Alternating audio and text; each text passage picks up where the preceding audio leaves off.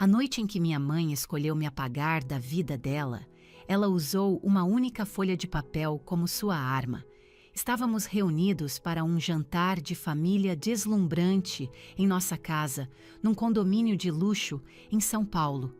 A mesa era uma visão de perfeição e o ar estava repleto de risadas. Eu tinha a impressão de que estávamos comemorando o noivado da minha irmã, Sofia. Eu não poderia estar mais enganada. Minha mãe, Eleonora Vasconcelos, interrompeu a celebração batendo com o punho na mesa. As taças de cristal tremeram. As risadas morreram. Pelo menos uma das minhas filhas não está jogando a vida fora. Ela anunciou, sua voz cortando o silêncio repentino. Seu olhar estava fixo em mim, mas o elogio era para minha irmã. Então, com um floreio dramático, ela deslizou a escritura da casa da família, avaliada em 3,5 milhões de reais, pela mesa de mogno até Sofia. A sala explodiu em euforia. Meus parentes aplaudiram e vibraram enquanto minha irmã recebia de presente minha herança, o cenário da minha infância, meu lar. Eu permaneci congelada na cadeira, um aperto tomando conta do meu peito, completa e totalmente atordoada. Não pronunciei uma única palavra.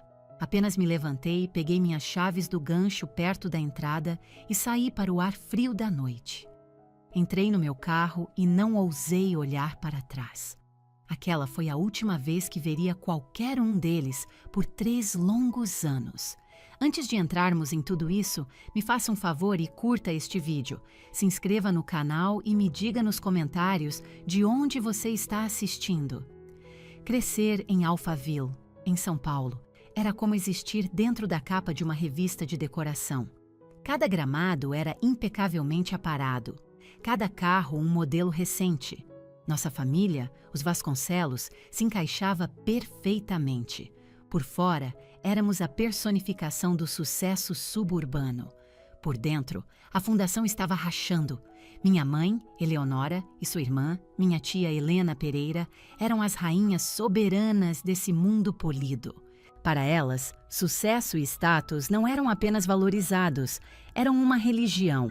Sua existência era uma performance cuidadosamente ensaiada de aparências. Elas trocavam críticas sussurradas no clube de golfe, dissecando quem foi pego, usando a coleção de grife do ano passado, ou qual marido estava passando por um trimestre financeiro não tão estelar. Em nossa família, havia 2 filhas, Sofia e eu. Sofia, minha irmã mais velha, nasceu para ser a estrela. Ela foi presidente do Grêmio Estudantil, campeã de debates e membro do Clube de Jovens Líderes.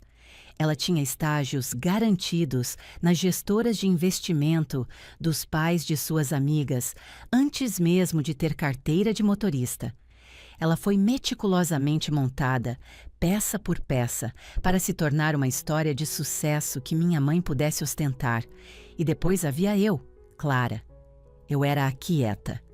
O brilho social e intenso das festas da minha mãe não me atraía. Eu era atraída pelo zumbido suave e pelo brilho de uma tela de computador. Quando eu tinha 12 anos, meu pai, Roberto, trouxe para casa um computador de mesa bege e trambolhudo. Ele o instalou no pequeno escritório que usávamos em casa. Enquanto Sofia estava nas aulas de tênis, eu estava naquela sala, desmontando a máquina e montando-a meticulosamente de volta. Eu devorava manuais da biblioteca pública, aprendendo sozinha as linguagens que faziam a máquina funcionar. Minha mãe detestava isso. Clara, você vai forçar a vista, ela chamava da porta. Mas sua preocupação não era com minha visão. Era porque minha paixão não era apresentável. Ela não podia se gabar para as amigas. Ah, a Clara está enfiada num quarto escuro, digitando textos indecifráveis. Não era o jeito de Alphaville, mas meu pai, ele era diferente.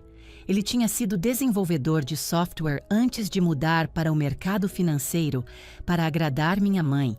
Ele era quieto como eu. Ele entendia o que eu estava fazendo. Ele entrava no escritório e apenas sentava comigo, às vezes por 1 hora, simplesmente me observando programar. "O que é este aqui, filhota?" Ele perguntava, gesticulando para a tela. Eu explicava. "É um pequeno script.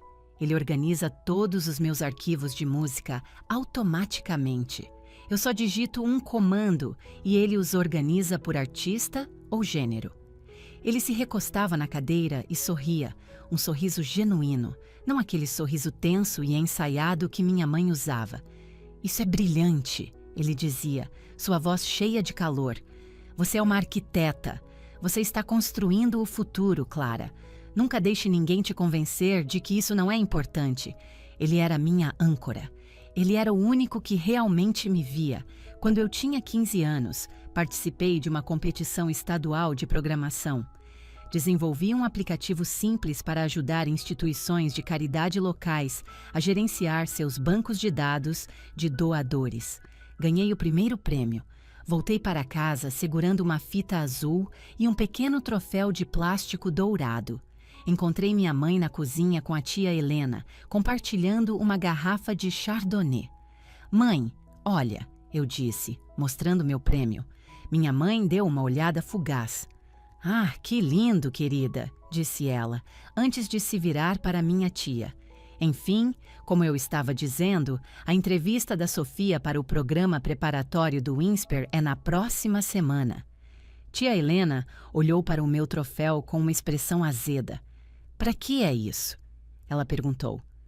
"Computadores", murmurei, sentindo um rubor subir pelo meu rosto. "Eu ganhei a competição estadual de programação." Ela fungou, tomando um gole de seu vinho. "Bem, vamos torcer para que seja apenas uma fase. Homens não acham garotas que são excessivamente técnicas muito atraentes." Coloquei o troféu no balcão da cozinha. Mais tarde, naquela noite, descobri que ele estava guardado no armário do corredor, atrás de uma coleção de casacos de chuva velhos. Levei-o para o meu quarto e o escondi em uma gaveta da escrivaninha. Meus prêmios de programação sempre pareciam acabar em gavetas, juntando poeira, enquanto os troféus de debate da Sofia eram exibidos em um armário de vidro iluminado na sala de estar. Meu pai me encontrou no meu quarto mais tarde naquela noite. Ele estava segurando o troféu. Sem uma palavra, ele foi até a garagem, voltou com um martelo e um prego e o martelou firmemente na parede acima da minha escrivaninha. "Pronto", disse ele. "Um lugar de honra para a arquiteta." Ele era meu único campeão, a única pessoa naquela casa que falava a minha língua. E então, quando eu tinha 17 anos, ele morreu. Foi completamente inesperado. Um ataque cardíaco fulminante em sua mesa no trabalho. Em um momento ele estava lá, no outro, ele se foi. O funeral foi uma aula de teatro. Minha mãe era a viúva perfeita e enlutada. Sofia era a filha forte e perfeita. Eu apenas me sentia oca. Era como se as vigas estruturais da nossa casa tivessem sido arrancadas, não deixando nada para sustentar o teto. Após o funeral, quando o último dos parentes partiu e as travessas de comida de consolo pararam de chegar, um silêncio opressivo desceu sobre a casa. Nesse silêncio, minha mãe, Eleonora, se transformou. Sua dor não a suavizou, ela a calcificou. Era como se a morte do meu pai tivesse enviado uma onda de terror através dela, fazendo-a se agarrar desesperadamente à única coisa que entendia: o sucesso de Sofia. Ela canalizou tudo para Sofia, todo o dinheiro, todo o foco, toda a esperança. Foi um esforço frenético para provar ao mundo, a Alphaville, que ela ainda era uma vencedora, mesmo como viúva. Meu pai se fora. Em sua ausência, havia apenas eu, os troféus na minha parede e uma mãe que olhava para mim como se eu fosse um problema persistente, que ela não tinha ideia de como resolver. Meu único defensor havia desaparecido e eu fui deixada totalmente sozinha com elas. Após a morte do meu pai, o silêncio em nossa casa se tornou uma entidade palpável. A dor de minha mãe se transformou em uma energia aguda e frenética, e ela a direcionou toda para Sofia. Sofia era a sua missão, eu era o dano colateral. O período de inscrição para mim na faculdade expôs essa divisão. Sofia mirou no INSPER. Era a ambição dela, mas era a obsessão da minha mãe. Minha mãe desembolsou R$ 100.000 para um consultor particular de admissão. Eles passaram meses polindo as redações de Sofia, esculpindo sua narrativa em uma de sucesso inevitável. Quando o grosso envelope de aceitação chegou, minha mãe chorou de alegria. Ela deu uma festa extravagante e presenteou Sofia com um conversível branco, perolado novinho em folha, completo com um laço vermelho gigante. É isso, minha mãe brindou com uma taça de champanhe na festa. Este é o começo. A Sofia. Eu me inscrevi na Unicamp. Ela possuía um programa de ciência da computação fenomenal, um dos melhores do país. Mais importante, eu havia conquistado uma bolsa de estudos significativa. Não era uma bolsa integral, mas cobria minhas mensalidades.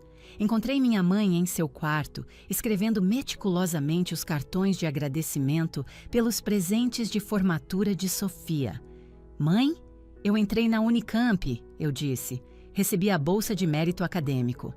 Ela não levantou o olhar de sua papelaria. Ah, que maravilha, Clara. Muito prático. Não houve festa para mim, nenhum champanhe, nenhum estou orgulhosa de você. Apenas aquela palavra, prático.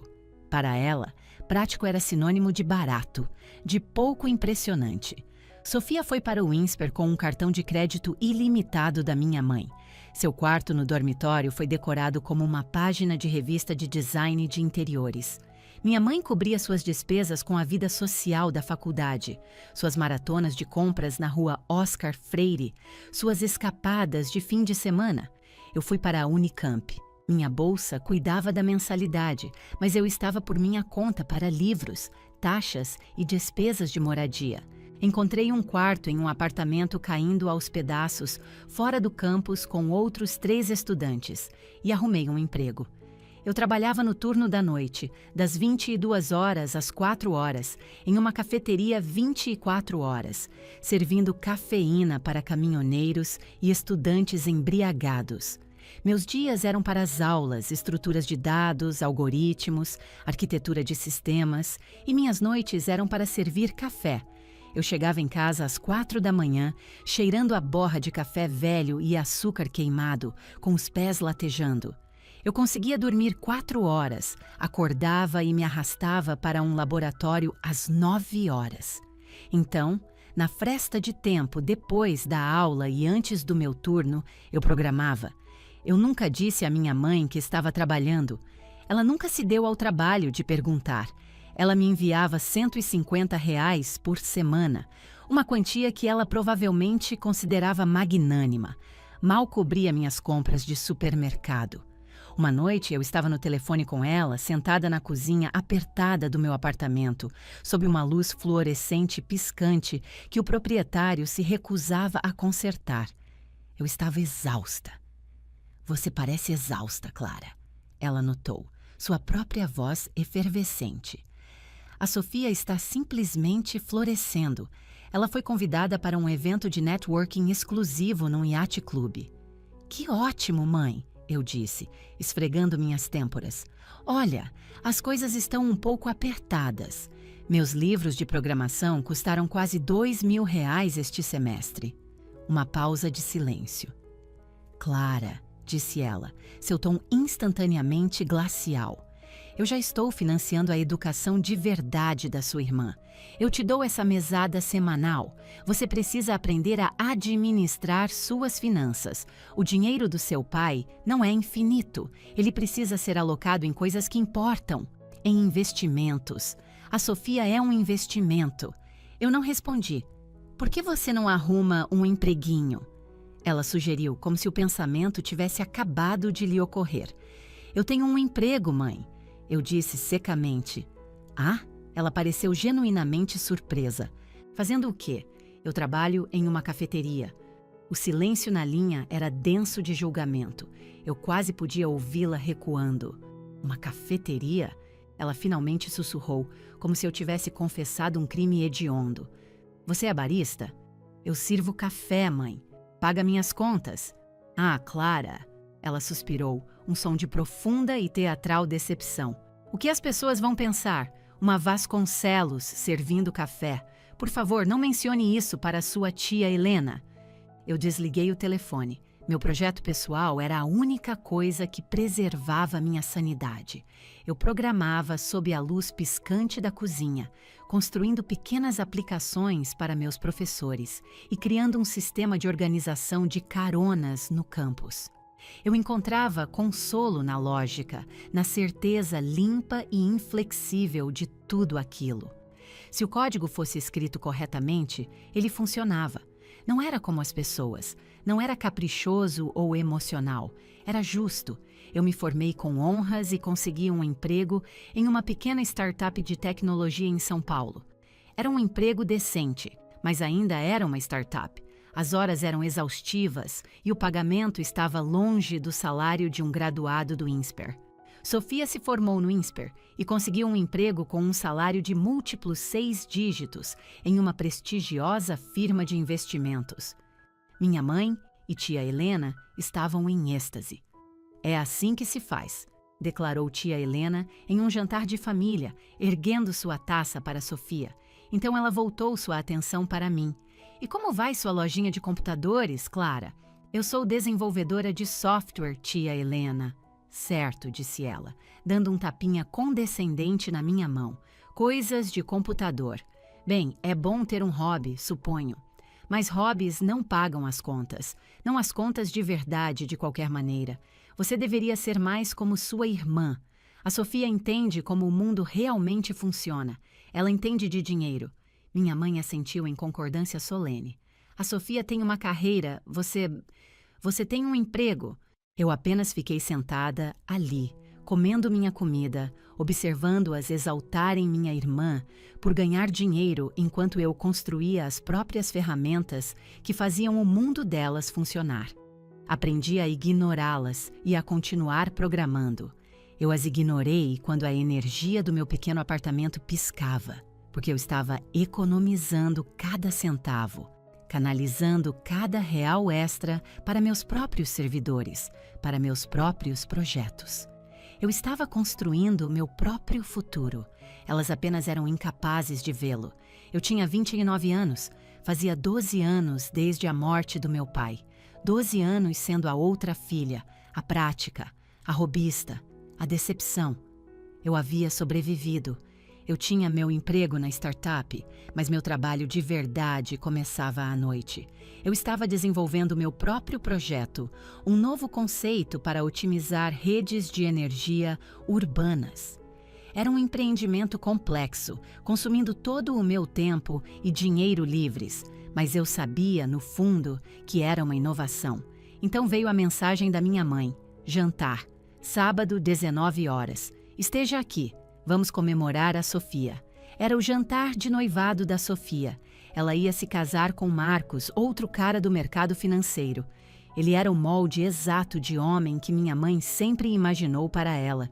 Ele ficava impecável de terno e falava incessantemente sobre sua carteira de investimentos. Eu quase recusei.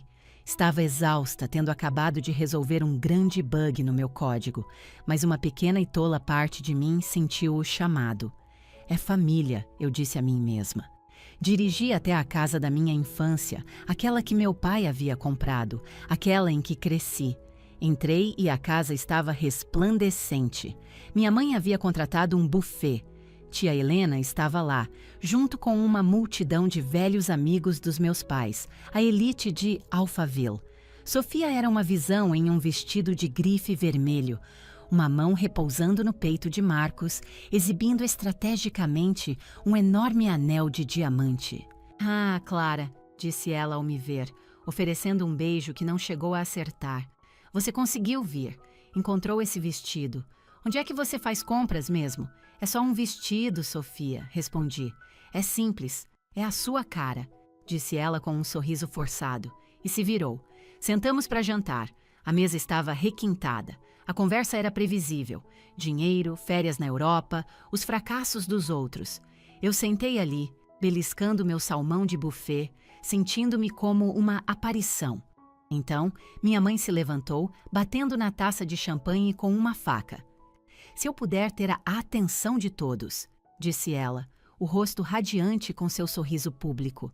Estamos todos aqui para celebrar Sofia e Marcos, para brindar a esta união maravilhosa. Todos aplaudiram enquanto o casal se beijava. Sofia sempre foi uma luz tão radiante, continuou minha mãe, a voz embargada de emoção ensaiada. Ela me deixou incrivelmente orgulhosa. Ela tem uma carreira brilhante e agora encontrou este homem maravilhoso. Ela construiu uma vida da qual seu pai teria se orgulhado. Meu estômago revirou. Meu pai. E Marcos, disse minha mãe, virando-se para ele, bem-vindo à família.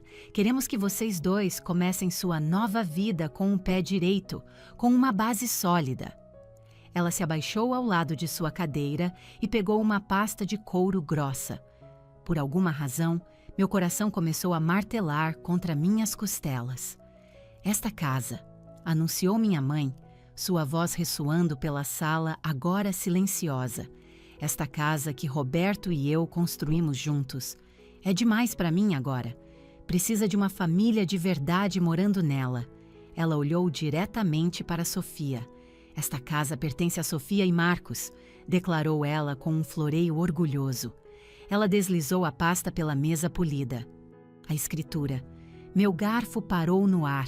A sala irrompeu em aplausos. Tia Helena estava enxugando os olhos. Eleonora, que generosidade. Eu não conseguia respirar. Olhei para minha mãe, olhei para a pasta. Olhei para Sofia, que estava ofegante com um olhar de surpresa, perfeitamente fingido. Pousei meu garfo. Minhas mãos tremiam. Mãe, eu disse. Minha voz era quase um sussurro, mas a sala ficou em silêncio. Mãe, o que você está fazendo? O sorriso da minha mãe se contraiu. Estou dando à sua irmã a herança dela, Clara. Isto é uma celebração. Não estrague tudo. A casa, eu disse, minha voz ganhando um pouco de força. Você está dando a casa para a Sofia? A casa do pai? A nossa casa? A casa é minha para dar, Clara. Ela respondeu, sua voz se tornando gelo. Mas e eu? As palavras saíram, soando fracas e patéticas. Eu as odiei. Minha mãe soltou uma risada curta e aguda. Foi um som cruel. E você? O que você já realizou, Clara? A Sofia é bem-sucedida. Ela tem uma carreira, um futuro. Ela e o Marcos vão construir sobre isso. Você? Você ainda está brincando com seus computadores em algum apartamento minúsculo. Ela se dirigiu à mesa. A Clara tem um pequeno hobby. Ela faz aplicativos. Tia Helena interveio. Eleonora, você está certa. Uma casa é para uma família de verdade, para pessoas que conquistam coisas. A sala inteira estava me encarando, todos eles, pessoas que me conheciam a vida inteira. Eles me olhavam com uma mistura de pena e julgamento frio. Todos concordavam com ela. E então minha mãe proferiu as palavras que finalmente me estilhaçaram. Ela olhou diretamente para mim, sua própria filha, e cuspiu. Você não fez nada da sua vida. Nada. Todas aquelas noites na cafeteria, todas as provas que eu gabaritei enquanto cheirava a café queimado, todas as horas que passei aprendendo sozinha, construindo algo do nada, tentando criar algo de que meu pai se orgulharia. Tudo isso era nada. Eu me levantei. As pernas da minha cadeira rasparam asperamente no chão de madeira, um som violento no silêncio esmagador. Meus olhos ardiam, mas me recusei a chorar. Não na frente deles. Olhei para minha mãe. Olhei para Sofia, que já estava agarrando a escritura contra o peito. Você vai se arrepender disso, sussurrei. Minha mãe apenas arqueou uma sobrancelha. Duvido muito. Sente-se, Clara. Você está fazendo uma cena. Não disse mais uma palavra. Peguei minha bolsa, tirei as chaves do bolso e saí da sala de jantar. Caminhei pelo corredor, passando pelas fotos emolduradas de Sofia em sua formatura, passando pelo espaço vazio na parede onde o retrato do meu pai costumava ficar. Abri a porta da frente e saí. Eu ouvi os aplausos recomeçarem antes mesmo de a porta se fechar atrás de mim. Eles estavam aplaudindo. Eu tinha acabado de ser deserdada, apagada, e eles estavam aplaudindo. Entrei no meu carro e fiquei sentada ali por 1 minuto inteiro, imóvel, observando-os através da grande janela da sala. Eles estavam rindo, erguendo suas taças em um brinde. Liguei o carro e fui embora. Minha infância tinha sido leiloada ao som de aplausos. Eu não tinha destino, apenas dirigi, por 1 hora, talvez 2. As lágrimas que eu engoli no jantar agora escorriam pelo meu rosto, quentes e furiosas. A expressão presunçosa de minha mãe, ao deslizar a escritura para Sofia, estava gravada em minha mente. Eu continuava ouvindo o som daqueles aplausos. Você não fez nada da sua vida. Nada. Nada. Nada. As palavras ecoavam no pequeno espaço do meu carro. A luz do combustível piscou. Saí da rodovia para um posto de gasolina abandonado na estrada e apenas fiquei sentada no escuro. Eu tinha 29 anos e estava efetivamente sem teto. Minha própria mãe havia dado minha casa para minha irmã. Verifiquei minha conta bancária. Eu tinha economias, mas cada real estava alocado para o meu projeto, para os servidores que eu precisava, para a licença da empresa. Eu tinha um outro membro da família. Liguei o carro e dirigi até um bairro vizinho, também de alto padrão, para a casa da tia Helena. Era uma casa grande e escura, em estilo Tudor, tão imaculada e sem alma quanto a da minha mãe. Era quase 2 da manhã quando subi o caminho de pedras e toquei a campainha. Senti uma onda de náusea. Eu era uma mendiga. Após um longo momento, a luz da varanda piscou e a porta se abriu alguns centímetros. Tia Helena espiou, com o cabelo em um turbante de seda, o rosto coberto de creme noturno. Clara? Ela sibilou. O que diabos você está fazendo aqui? Você tem alguma ideia de que horas são? Tia Helena, eu disse, minha voz tremendo. Sinto muito, mas a mamãe, ela me expulsou. Ela deu a casa para a Sofia. Eu não tenho para onde ir. Só preciso de um lugar para ficar por esta noite. Tia Helena me encarou, seus olhos desprovidos de qualquer calor ou pena. Havia apenas irritação. Ela cruzou os braços. Clara, você é uma mulher adulta de 29 anos. Sua mãe está certa. Você já deveria ter resolvido sua vida. Fiquei boquiaberta. Ela deu a minha casa, minha herança. A casa era da Eleonora para dar. Ela retrucou. A Sofia é um bom investimento. Você não é. Este melodrama é impróprio. Você precisa crescer e parar de culpar sua mãe por suas próprias falhas. Ela começou a fechar a porta. Por favor, sussurrei.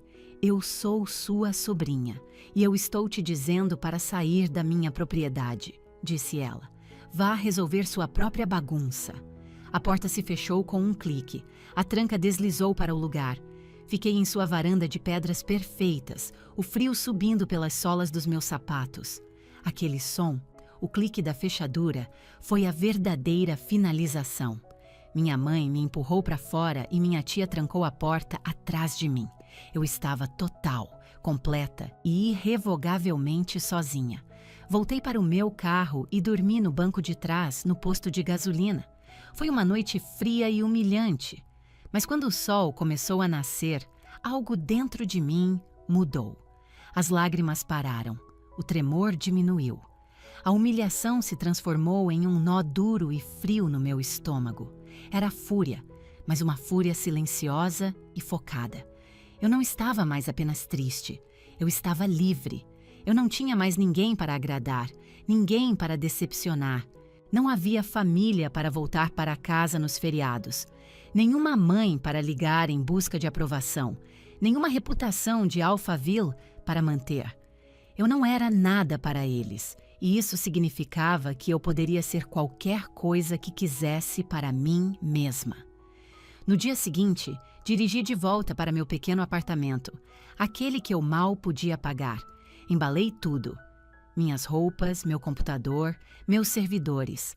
Quebrei meu contrato de aluguel, uma atitude que me custou quase todos os meus fundos de emergência. Não voltei ao meu emprego. Dirigi para o sul, para o coração de São Paulo. Encontrei um apartamento em um prédio antigo na Vila Madalena. Era um estúdio minúsculo, de um cômodo só, em um prédio sem elevador. Minha cozinha, cama e escritório estavam todos espremidos em um cubículo de 15 metros quadrados. A janela oferecia uma vista deslumbrante de uma parede de tijolos. O radiador rangia e sibilava a noite toda. Era perfeito. Era meu. Gastei minhas últimas centenas de reais em uma licença comercial e na conexão de internet mais rápida que pude conseguir. Sentei no chão, com o laptop equilibrado nos joelhos, e comecei a trabalhar. Não dormi por 3 dias, sobrevivendo de macarrão instantâneo e café barato. A rejeição, a raiva, a humilhação, canalizei tudo isso para o meu código.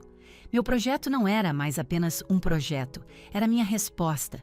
Eu estava construindo uma plataforma de software para otimizar o uso de energia renovável para cidades inteiras. Usava inteligência artificial para analisar redes elétricas, previsões do tempo e padrões de consumo de energia, e então redirecionava inteligentemente a energia para onde era mais necessária, cortando o desperdício em uma quantidade impressionante. Era a ideia sobre a qual meu pai e eu havíamos conversado uma vez. Ele disse que alguém deveria construir isso. Olhei para a parede de tijolos e digitei. Daquela noite de coração partido, do frio do meu carro, do clique definitivo da tranca da minha tia, nasceu a Nexus Grid Solutions. Minha família me descartou, mas meu sonho finalmente encontrou um lar. Por 6 meses, meu apartamento de um cômodo foi meu santuário e minha prisão. Eu programei incansavelmente. O sono era um luxo, a luz do sol uma memória distante.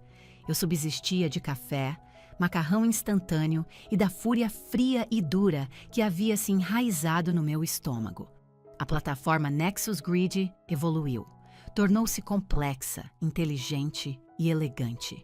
Eu havia derramado cada grama da minha dor na lógica e o código a transformou em algo limpo, poderoso e eficiente. Mas meu dinheiro estava acabando. O último de minhas economias do emprego na startup se foi, vaporizado por custos de servidor, taxas de licenciamento e o café comprado a granel que me abastecia. Eu estava há 2 semanas de uma escolha crítica: pagar pela minha conexão de internet ou comprar comida. Eu estava há 2 semanas de ter que rastejar de volta para uma cafeteria. Derrotada, eu tinha uma última e desesperada opção: a São Paulo Tech Summit. Era uma conferência enorme e de alto perfil. Um estande básico, apenas uma mesa de 1,80 m e uma placa, custava R$10.000. Eram os últimos R$10.000 que eu tinha. Eu paguei. Fiz um pacto comigo mesma. Se isso falhasse, se ninguém reconhecesse o valor do que eu havia construído, então eu estaria acabada. Eu teria que aceitar que minha mãe esteve certa o tempo todo. Eu era um fracasso. Entrei naquele centro de convenções e fui imediatamente sobrecarregada. Era um circo de alta tecnologia. Expositores gigantes e brilhantes da Microsoft, da Oracle, de uma dúzia de startups financiadas por capital de risco, comandavam o espaço. Eles tinham telas de LED piscantes, brindes de marca e representantes carismáticos com camisas polo combinando. E então havia o meu stand 313C, escondido num canto remoto perto dos banheiros. Era apenas eu, uma mesa dobrável bamba, uma placa impressa que dizia Nexus Grid Solutions e meu laptop. Senti-me ridiculamente pequena, como uma criança que havia entrado em uma sala de reuniões. Eu era a robista que minha mãe sempre afirmou que eu era. Por horas, um rio de pessoas passou, seus olhos atraídos pelas luzes brilhantes e grandes nomes. Eu apenas fiquei ali, com as mãos nos bolsos, tentando projetar um ar de pertencimento. Por volta das 15 horas, uma mulher parou. Ela não era do tipo corporativo, usava sapatos confortáveis e tinha uma expressão afiada e focada. Ela não estava olhando para mim, estava olhando atentamente para a tela do meu laptop, onde eu tinha a interface do Nexus Grid rodando uma simulação. Ela apontou. Isso não é apenas balanceamento de carga, ela afirmou, sua voz nítida. Você não está apenas realocando energia, você está prevendo o consumo. Você está cruzando padrões climáticos com... Isso são dados de tráfego em tempo real? Fiquei tão surpresa que só conseguia sentir. Sim, ele aprende. Ele antecipa uma onda de calor e pré-resfria edifícios comerciais durante os horários de pico baixo, quando a rede é mais barata.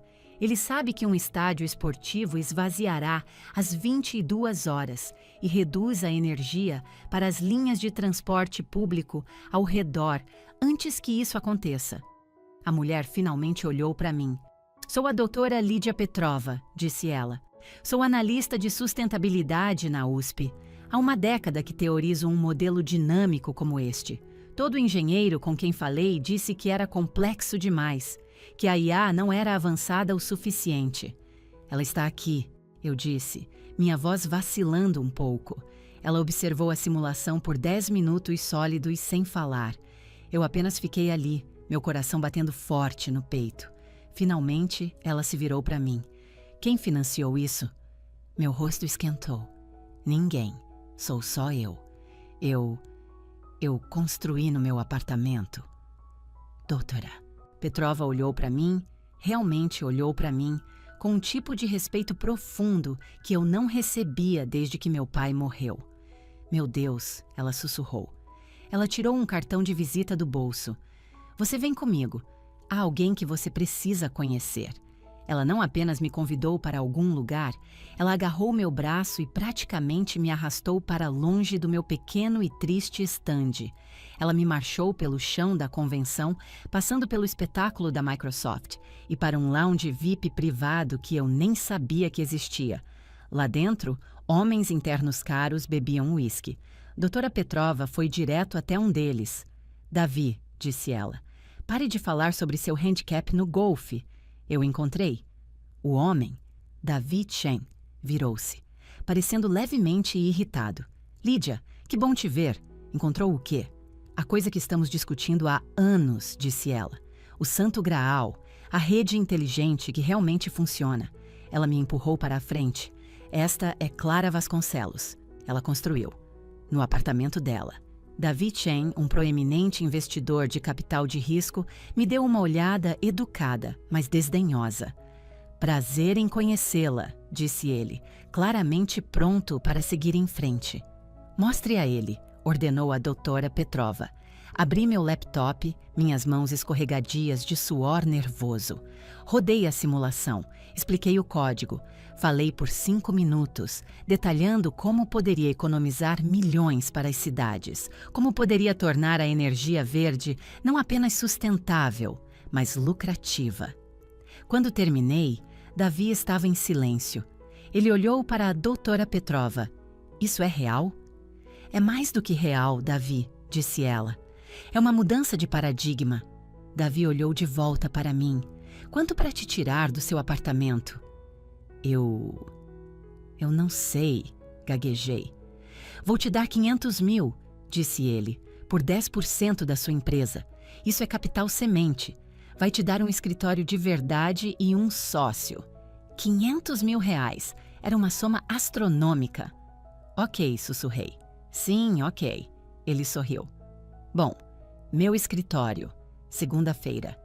Lídia, obrigado. Você acabou de me tornar um homem muito rico. Aqueles 500 mil reais mudaram a trajetória da minha vida. Eu não aluguei um escritório. Não imediatamente. Fiquei no meu minúsculo estúdio na Vila Madalena. Mas fiz uma coisa crucial. Contratei alguém. Publiquei um anúncio para um programador. Entrevistei uma dúzia de candidatos, a maioria deles homens que de forma condescendente tentaram me explicar meu próprio código. Então Priscila Sharma entrou. Ela era perspicaz, de raciocínio rápido e tinha uma tatuagem de uma sequência binária no antebraço. Ela se sentou na minha pequena mesa de cozinha, olhou para o meu código por 30 segundos e disse: sua função recursiva é ineficiente. Você poderia refatorar isso e cortar o tempo de processamento em pelo menos 20%. Eu a contratei na hora. Nos 6 meses seguintes, Priscila e eu praticamente moramos naquele estúdio. Éramos um exército de 2 mulheres. Trabalhamos durante as noites, abastecidas por pizza de entrega e macarrão instantâneo barato. Discutimos sobre sintaxe, caçamos bugs e reconstruímos toda a plataforma do zero, tornando-a mais forte, mais rápida e mais segura. Éramos uma equipe pequena, exausta, mas intensamente focada. Com as conexões de Davi, conseguimos uma reunião para um programa piloto. Uma rede regional de supermercados, a Rede de Supermercados Sul Minas, estava sendo esmagada por seus custos de energia. Com 150 lojas, cada uma cheia de enormes refrigeradores e freezers, suas contas eram astronômicas. Eles concordaram em nos deixar testar nosso sistema em uma única loja. Encontrei-me em sua sede corporativa, uma sala estéril e bege com uma longa mesa de conferência ocupada por homens de terno. Eles olharam para Priscila e para mim como se fôssemos um projeto de feira de ciências do ensino médio. Então, o que isso realmente vai me economizar, Gracinha? Perguntou o CEO, recostando-se na cadeira. Deslizei um documento pela mesa. Nossas projeções mostram uma redução de 19% em seus custos de energia para a loja piloto. Eu disse. Ele riu. 19%? Isso é ambicioso. Veremos. Rodamos o piloto por 1 mês. Mal dormi, monitorando os dados 24 horas por dia, 7 dias por semana. Observei meu algoritmo aprender o ritmo único da loja, gerenciando os ciclos do freezer, diminuindo as luzes nos corredores vazios e deslocando a carga de energia para os horários de menor movimento. No final do mês, eu estava de volta àquela mesma sala de reuniões bege. Coloquei um novo pedaço de papel na mesa. O CEO olhou para ele. A cor sumiu de seu rosto. "Isso é um erro", disse ele. "Este número não pode estar certo." "Não está", eu disse, minha voz firme. "Não são 19%. Eu estava errada. A Nexus Grid cortou seus custos de energia em 32%, e isso é apenas para uma loja. Fizemos os cálculos. Se você implantar isso em todas as 150 lojas, economizaremos mais de 25 milhões de reais no primeiro ano." Houve um silêncio atordoado. O CEO apenas me encarou. "Eu quero", disse ele finalmente. "Em todas as lojas. Agora." Assinamos o contrato. Não éramos mais um hobby. Éramos uma empresa de verdade. Uma semana depois, uma pequena publicação de tecnologia publicou uma matéria. O pequeno app que deu certo. Como uma startup de 2 mulheres está cortando milhões em desperdício de energia. O artigo chamou nossa pequena empresa de revolucionária. Eu recortei o artigo. Não o enviei para minha mãe ou minha tia. Apenas o dobrei, coloquei na minha carteira e voltei ao trabalho. O primeiro ano foi uma batalha pela sobrevivência. O segundo ano foi um período de crescimento explosivo. O contrato com a rede de supermercados Sul Minas foi nossa plataforma de lançamento. De repente, não éramos mais apenas 2 mulheres em um estúdio apertado. Éramos a empresa que havia economizado milhões de reais para uma grande rede de supermercados. A doutora Lídia publicou um artigo acadêmico sobre nosso algoritmo. Davi Chen colocou nosso nome na frente de todos os grandes investidores que conhecia. Meu pequeno apartamento foi inundado de ligações. Distritos escolares, empresas de imóveis comerciais, prefeituras, todos queriam saber como cortar suas contas de energia. Saímos do meu estúdio e fomos para um escritório de verdade, um loft espaçoso na Vila Olímpia, com paredes de tijolos aparentes e enormes janelas com vista para a cidade. Usei os lucros do nosso primeiro ano para contratar mais 5 engenheiros. Priscila se tornou minha diretora de tecnologia. Eu era a CEO. Aprendi a ser chefe, a examinar contratos, a ficar em uma sala de reuniões cheia de homens e não sentir a necessidade de me desculpar por minha existência. Aprendi o poder da palavra não. No final do nosso segundo ano, a Nexus Grid Solutions era imensamente lucrativa. Nosso software estava gerenciando as redes de energia de mais de 400 distritos escolares em todo o Sudeste, 3 grandes complexos de escritórios e uma dúzia de instalações de manufatura. Investidores começaram a voar do Vale do Silício. Eles me levaram a restaurantes estrelados, falando sobre escalar, valuations de unicórnio e aquisições de 9 dígitos. Eles me ofereceram milhões por pedaços da minha empresa. Lembrei-me do investimento semente de R$500 mil de Davi. Aquilo foi uma parceria. Essas novas ofertas pareciam diferentes, pareciam com minha mãe. Eles queriam me empacotar, preparar a Nexus Grid para que parecesse impressionante para uma venda rápida. Eu disse não a todos eles. Não precisávamos do capital deles. Estávamos financiando nossa expansão com nossos próprios lucros.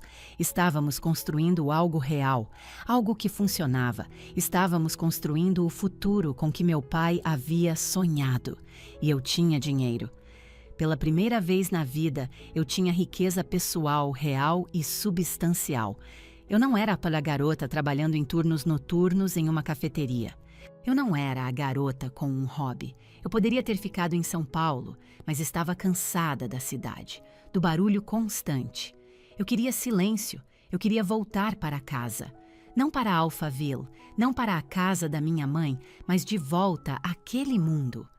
Eu queria retornar ao lugar que me rejeitou, mas inteiramente nos meus próprios termos. Encontrei um terreno na Quinta da Baronesa, um condomínio de altíssimo luxo próximo a São Paulo. Era tão exclusivo quanto, tão afluente. Era uma declaração. Eu não comprei uma das mansões gigantes e padronizadas que minha mãe e tia tanto admiravam. Encontrei um lote em uma colina com vista para um vale verdejante e contratei uma arquiteta. Eu quero construir uma casa viva, eu disse a ela. Quero que seja feita de vidro, aço reciclado e madeira sustentável. E quero que funcione inteiramente com a Nexus Grid. Por 1 ano, supervisionei a construção daquela casa. Eu a projetei com os mesmos princípios que usei para meu código. Limpa, eficiente, bonita. Tinha painéis solares que pareciam um telhado preto e elegante. Um sistema de aquecimento geotérmico e vidro inteligente que escurecia automaticamente com a intensidade do sol. E no porão tinha uma sala de servidores, onde o mainframe da Nexus Grid gerenciava cada watt de energia. Minha casa não apenas consumia energia, ela a produzia. Em dias de sol, meu medidor girava para trás enquanto eu vendia energia de volta para a mesma rede que minha mãe e irmã usavam. Minha casa era uma declaração de independência silenciosa, funcional e lucrativa. Quando finalmente me mudei, fiquei na sala de estar. A parede inteira dos fundos era uma folha de vidro com vista para a vasta extensão de verde. Era profundamente pacífico. Não havia troféus em uma vitrine, nem fotos encenadas de uma família perfeita. Era apenas eu. Eu tinha 31 anos. Eu era CEO de uma empresa de tecnologia multimilionária.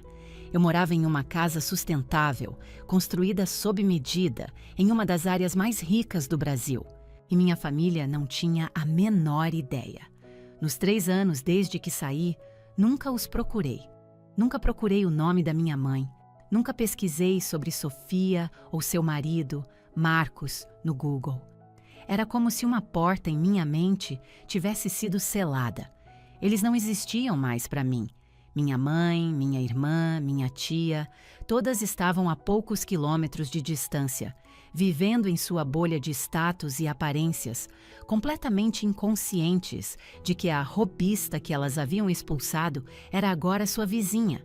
Sentei-me no meu sofá novo, olhei para o vale e senti um equilíbrio silencioso que nunca conhecera. Não era felicidade, não exatamente, era equilíbrio. A balança finalmente, silenciosamente, havia sido ajustada. Era uma terça-feira, quase 3 anos exatos desde aquele jantar. Eu estava no meu escritório em casa, uma sala com 2 paredes de vidro com vista para o lago do condomínio. Era meu lugar favorito na Terra. Eu estava em uma videoconferência com nossa nova equipe de expansão, finalizando um contrato maciço com a Prefeitura do Rio de Janeiro para integrar a Nexus Grid em sua nova iniciativa de cidade inteligente. Era uma parceria público-privada bilionária. Estávamos nos tornando nacionais. Eu estava focada, contente. Meu trabalho era bom. Então, o som da campainha do meu portão ecoou pela casa. Olhei para a imagem da segurança no meu segundo monitor. Um Jaguar verde escuro, um modelo mais antigo, estava estacionado na base da minha longa entrada de automóveis particular. Eu não o reconheci. "Aguardem um momento, equipe", eu disse no meu fone de ouvido. "Tem alguém no portão." Observei a tela enquanto uma mulher saía do lado do motorista. Ela olhou para a longa entrada em direção à minha casa e sua mão voou para a boca. Era Sofia. Meu sangue gelou, meu peito se apertou. Ela parecia diferente. Seu terno de negócios caro estava amassado. Seu cabelo, sempre impecavelmente arrumado, parecia ralo e sem vida. Ela estava com um homem, Marcos, seu marido. Eles pareciam estar no meio de uma discussão. Então, Sofia pegou o telefone, os olhos fixos no logotipo de aço escovado e elegante ao lado do meu portão. Nexus Grid Solutions. C. Vasconcelos. Fundadora. "Pessoal", eu disse à minha equipe, minha voz de repente tensa. Eu preciso sair. É uma emergência." Ligo de volta. Desliguei a chamada antes que pudessem responder, meus olhos grudados na imagem da segurança. Sofia estava no telefone, gritando. Eu não conseguia ouvir as palavras, mas podia ver seu rosto, vermelho e contorcido de choque e fúria. Ela estava apontando para a minha casa. Ela estava falando com a minha mãe. Eu soube, com uma certeza súbita e nauseante, o que estava por vir. Eu tinha cerca de 1 hora. Era o tempo que a viagem de Alphaville levaria. Saí do meu escritório e fui para a cozinha. Fiz uma xícara de chá, minhas mãos tremendo incontrolavelmente. Sentei-me no sofá e olhei para a água, tentando me forçar a respirar. O que ela poderia querer? Dinheiro? Um pedido de desculpas? Dizer que minha casa de vidro era apenas um hobby elaborado? A hora se arrastou. A campainha do portão tocou novamente. Desta vez, era o Mercedes prateado da minha mãe. Ele deslizou pela entrada. Eleonora Vasconcelos saiu do carro. Eu a observei pela câmera. Ela parecia diminuída. A mulher poderosa e intimidadora que me havia apagado se fora. Esta mulher parecia mais velha, mais frágil. Seu cabelo loiro perfeito parecia quebradiço e suas roupas caras pendiam frouxamente em sua estrutura. Ela subiu meu caminho de pedras, as mãos trêmulas. Ela parou na porta da frente e levantou a mão para bater, mas hesitou, tentando arrumar o cabelo, compor suas feições em uma máscara familiar. Ela estava se preparando para uma performance. Eu não lhe dei a chance de bater. Caminhei até a porta da frente, respirei fundo uma única vez e a abri. Ela se encolheu, pega de surpresa. O sorriso que ela havia preparado congelou em seu rosto, uma coisa terrível, forçada e trêmula. "Clara", disse ela, a voz 1/8 acima do normal. "Querida." A palavra soou como veneno. Eu apenas olhei para ela. Não disse olá. Não lhe disse para sair da minha propriedade. Apenas esperei. Seus olhos correram por mim, para dentro da minha casa, absorvendo os tetos altos, as linhas limpas e modernas, a arte valiosa que eu havia selecionado cuidadosamente. Ela viu o sucesso, ela viu o dinheiro. Eu estava apenas... gaguejou ela. A Sofia me ligou. Ela viu o portão. Ela viu seu nome. Ela olhou de volta para mim, os olhos arregalados e desesperados, o sorriso fabricado desaparecido. "Querida", disse ela novamente, a voz rachando. Eu não fazia ideia, eu não percebi o quão bem você tinha se saído. Eu apenas a encarei. Ela não percebeu. Ela não percebeu porque nunca olhou. Ela não percebeu porque nunca perguntou. Ela não percebeu porque nunca se importou. Ela não veio aqui para se desculpar. Ela veio aqui porque meu nome estava em um portão grande e caro. Ela veio aqui porque Sofia estava com problemas. Ela veio aqui por si mesma, todas as noites trabalhando no turno da noite, todas as horas que eu labutei até meus olhos arderem, o terror que senti na cúpula de tecnologia, a humilhação pública em sua mesa de jantar, o clique definitivo da tranca da minha tia, tudo se acomodou dentro de mim. A raiva se foi. A dor havia desaparecido. Não restava nada além de um espaço frio, triste e vazio. Olhei para esta mulher, minha mãe, que agora era uma estranha. Você nunca se importou com o quão bem eu me sairia, eu disse. Minha voz era baixa, não uma acusação, mas uma simples constatação de fato. Era a coisa mais verdadeira que eu já havia dito. O rosto dela se desfez. A máscara se estilhaçou completamente. Ela viu que sua performance não estava funcionando. Clara, por favor, ela sussurrou. A Sofia, ela está passando por um momento terrível. O fundo do Marcos. As coisas estão muito ruins. Eles precisam... Nós precisamos... Nós. Não havia nós. Ela havia destruído o nós 3 anos atrás com um pedaço de papel e uma rodada de aplausos. Eu não levantei a voz. Eu nem chorei. Eu não bati a porta. Apenas olhei para ela, para a mulher que me jogou fora como lixo, e fechei suavemente a porta na cara dela. Ouvi a fechadura clicar no lugar. Foi o mesmo som que ouvi na casa da minha tia todos aqueles anos atrás. Mas desta vez, eu estava do lado de dentro. Voltei para o meu sofá, sentei-me, meu chá estava frio. Fiquei sentada ali por um longo tempo, observando o sol se mover sobre a superfície do lago. O tremor finalmente parou. Eu senti... nada. E naquele momento, eu soube que estava finalmente, verdadeiramente livre. No dia seguinte, à aparição da minha mãe à minha porta, as ligações começaram. Meu telefone, normalmente reservado para negócios, acendeu com um código de área de Barueri. Não reconheci o número e deixei ir para a caixa postal. 1 minuto depois, uma notificação de mensagem apareceu. Clara? Clara, querida, é sua tia Helena. Sua voz era aguda e ansiosa, um tom que eu nunca tinha ouvido dela antes. Não era fria ou afiada. Era enjoativamente doce. Eu acabei de falar com sua mãe. Parece que houve um terrível mal-entendido, querida.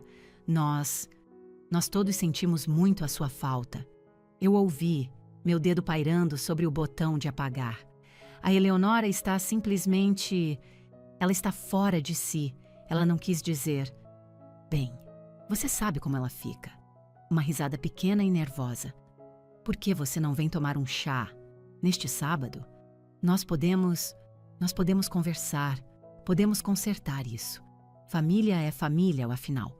Um terrível mal-entendido, que durou 3 anos. Família é família. Pressionei bloquear número. Eu não tinha desejo de ouvir aquela voz novamente, mas a história vazou.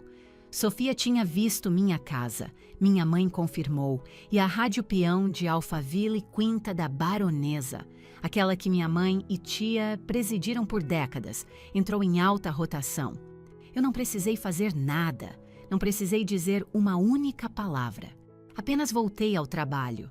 Cerca de 1 semana depois, eu estava em uma cafeteria na região, esperando por uma reunião.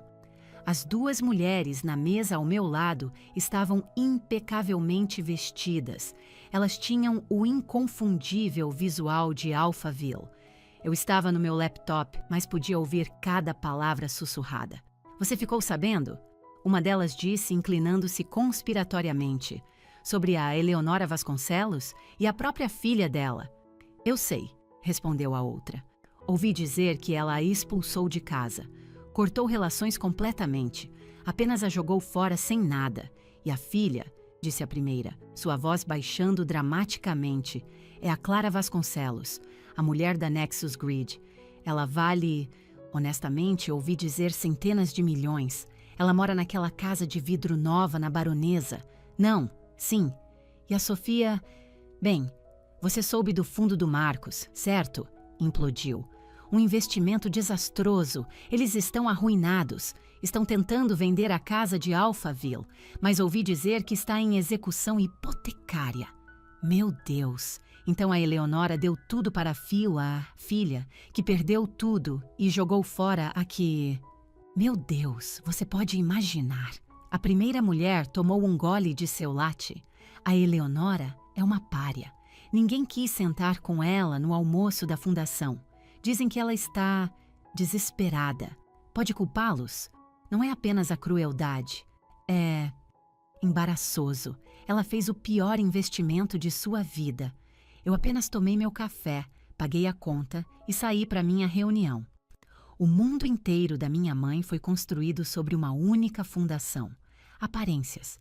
Seu status, seu círculo de amigos, sua reputação como uma mulher astuta e bem-sucedida. E em uma tarde, tudo havia se desmoronado. Ela não estava sendo evitada porque era cruel. Tenho certeza de que a maioria delas era tão cruel à sua maneira. Ela estava sendo evitada porque estava errada. Ela havia feito um mau investimento. Ela havia deserdado a filha errada. Ela havia violado a regra cardinal de seu mundo. Ela falhou em reconhecer o sucesso. Ela se envergonhou. As notícias sobre Sofia foram igualmente discretas e igualmente definitivas. Eu vi mencionado na seção de finanças do jornal. O fundo de investimento de seu marido havia entrado em colapso após uma aposta enorme e alavancada dar errado. Eles haviam perdido tudo. Algumas semanas depois, vi o registro do divórcio. Marcos havia pedido o divórcio de Sofia. Ele se casou com ela por seu status, por suas conexões familiares, pela casa. Quando tudo isso desapareceu, ele também desapareceu. Sofia, que havia sido meticulosamente preparada para o sucesso, que recebeu tudo de bandeja, ficou sem nada. Ela era um produto que minha mãe havia fabricado, e quando o mercado para esse produto quebrou, ela não possuía habilidades para se reconstruir. Ela nunca foi ensinada a construir. Ela só foi ensinada a adquirir. E eu não disse nada. Recebi ligações de repórteres locais. Senhora Vasconcelos, você tem algum comentário sobre a execução hipotecária da casa de sua família? Senhora Vasconcelos, qual é o seu relacionamento com sua mãe, Eleonora Vasconcelos? Instruí minha assistente a dar a mesma resposta todas as vezes. Não temos comentários sobre a vida pessoal da senhora Vasconcelos. Ela está focada na expansão da Nexus Grid Solutions. Meu silêncio foi mais poderoso do que qualquer briga aos gritos poderia ter sido. Eu não precisava lutar com eles, eu não precisava expô-los. O mundo deles fez isso por mim. Eu estava ocupada, eu estava construindo. Eles só sabiam destruir. Todos aqueles amigos, todas as pessoas que aplaudiram naquela mesa de jantar, apenas ficaram parados e sussurraram enquanto minha mãe e minha irmã caíam em desgraça. Estou de pé no terraço da minha cobertura. São 6 da manhã.